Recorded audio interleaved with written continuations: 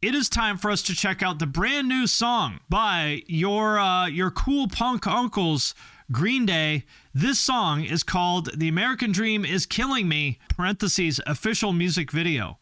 I'm glad that they put that official music video at the end. Otherwise, I might think that it was a different channel called Green Day with 6.5 million subscribers that made an unofficial music video. But now we know. This is sort of like all the local bands that are called like, you know, whatever, Tomorrow's Saturday, and their Instagram account, you know, it'll be like Tomorrow's Saturday official, and all their music videos are like Tomorrow's Saturday such and such official music video.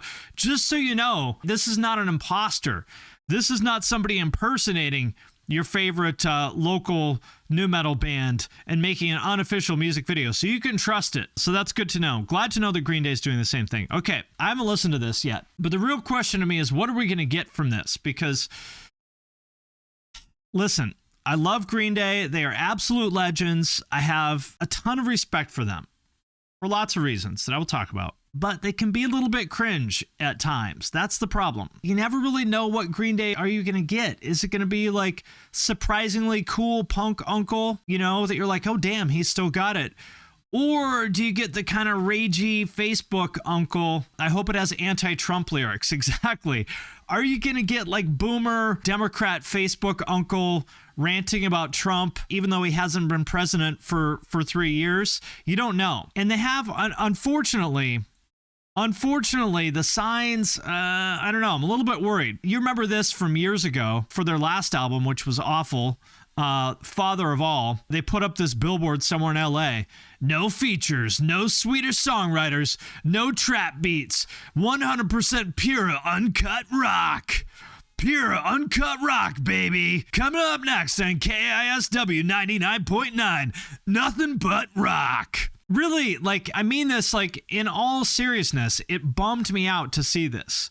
Because say what you want about Green Day, they were as legit as it comes as far as a punk band, okay? I've talked about this before, but it has to be said. You know, for anybody who doesn't know, you know, they came up in the 924 Gilman scene back in the late 80s, early 90s. They played with, you know, the absolute most punk bands you could think of. They played with, like, you know, Crimp Shrine and Neurosis and Grimple and Filth and Blatz and Plutocracy, like just the most punk of punk that you could possibly imagine. You know, the kind of bands that, you know, it's like face tattoo kids back when having a face tattoo was actually edgy. The kind of kids that had a face tattoo and, you know, hopped trains around the country and had some gutter punk name like, I don't know, Rain Dog or something like that. That was the kind of people that they played to. And I thought that was cool. And so it was just like legitimately such a bummer to see them like become so boomer. Yeah, we have to be careful of going the left-wing version of Tom McDonald and Kid Rock. And so it like legitimately made me sad to see them go so boomer like this and, you know, complain about no trap beats. Now, obviously, I'm not saying Green Day should have trap beats. Like, that probably would be bad too. But, you know, it's always sad when you see people, you know, sort of get old and out of touch, and they're not content to just be old and out of touch. Then they have to like start shitting on the younger generation. That's kind of a bummer to see. Now, I don't know if they're going to do that on this one, but I'm a little bit worried from this tweet from the official Green Day account, which is not just any Green Day account. This is the gold verified account. That this costs like $1,000 a month to have this one. This account is verified because it's an official organization on X. This is what like the New York Times has, you know, or the Wall Street Journal has, so that then you can verify people who work for you. So if like someone is a writer for the New York Times, they can have a badge that's verified as part of an organization. I don't know why Green Day is paying $1,000 a month to be verified as an official organization on X, but I don't know. I guess they have enough money for it. But anyway, so I saw this tweet and I said, oh no, this makes me nervous. Their new album is called Saviors. What is Saviors about, you ask? Power pop, punk, rock, indie triumph, disease, war, inequality, influencers, yoga retreat, alt-right, dating apps, masks, mental health, climate change, oligarchs, social media division, free weed, hell yeah. Hell yeah, bro. Free weed, hell yeah. Hell yeah, bro. Yeah. Yeah, bro. I knew Green Day. They were still cool, man. Dude, I knew they were still cool. free fucking weed, man. Oh, dude. And then fentanyl, fragility. What would Andy Warhol do? What would John Waters do? What would Quentin Tarantino do? What would Green Day do? You're like, oh. I kind of agree with this. This person said, good God, your marketing department needs an overhaul. I promise you, nobody is asking what Green Day would do, or Andy Warhol, or John Waters, or Quentin Tarantino.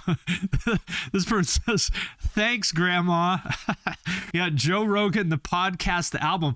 Maybe that's what it is. Maybe this is a Joe Rogan concept album, except imagine how upset they would be. They were like, yeah, this is awesome. And then someone said, well, this sounds like the Joe Rogan podcast. And they instantly call up their social media manager and like, dude, you got to delete that tweet now. Somebody said it sounds like Joe Rogan, and we're not down with fascism, man. We're not down with fascism. Joe Rogan is a literal Nazi, and I'm not going to have anybody saying that our tweets sound like Joe fucking Rogan, man. That's what I'm imagining.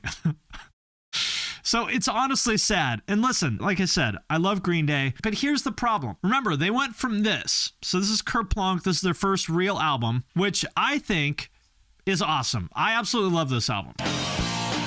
Like 10 out of 10, all-time classic punk album. This is from what, 92, I think? 93? Like, this is Green Day to me. 91, okay. And then they signed to a major label, and everyone said, oh, are they going to sell out? You know, are they going to go pop? You know, what's going to happen? And the answer is no, because they came out with this, which sounded exactly like Kerplunk, just with better production.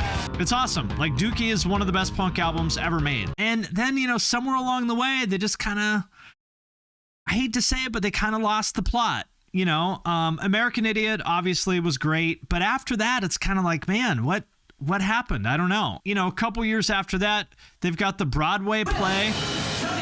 Are we gonna waste our lives? Or we get the fuck out of here? American Idiot, the Broadway play. I'm sorry. This is the Green Day Broadway play. Okay, this happened. This is the Green Day Broadway play. Oh, it's real. It's real.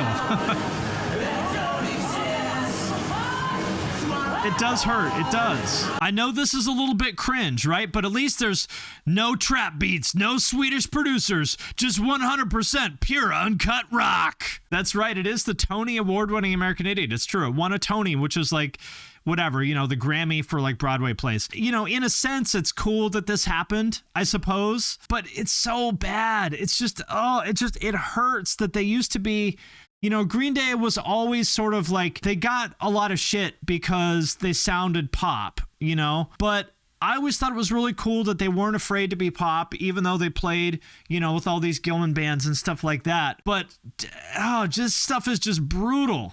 You know, like, it's brutal. Like, it's one thing to sort of like go your own way and evolve and change with your career. But this is just rough. It's rough. And so anyway, all of that is to say that, you know, despite all of this, I still love Green Day, believe it or not. And I still have a ton of respect for them, believe it or not. Then they did stuff like this, you know, Kill the DJ. It looks like a commercial for like cologne. Like, you remember when Johnny Depp did those commercials for like whatever that fucking cologne was? It looks and sounds like that. It's rough. So I'm hoping that all of this was just a 20-year kind of detour into boomerness. And I'm hoping that this new song is awesome and great, and it's a return to form. And I'm hoping that we'll all say, okay, they're back. 100% pure uncut rock, baby. The American Dream is killing me. Let's check it out. Eyewitnesses are even claiming people have turned into... Okay, a zombie warning. Let me guess, they're gonna say that everyone who voted for Trump is a zombie, because America is a nation full of zombies now because they voted for Trump. Is that what they're gonna say? From Green Day, this is The American Dream is Killing Me. Wake up, sheeple. Okay, so far it sounds good. Okay, it sounds good to me so far. It sounds fine. That's right. Instead of saying the F word, is he going to say, maybe I'm a zombie America? We'll see. I hope so.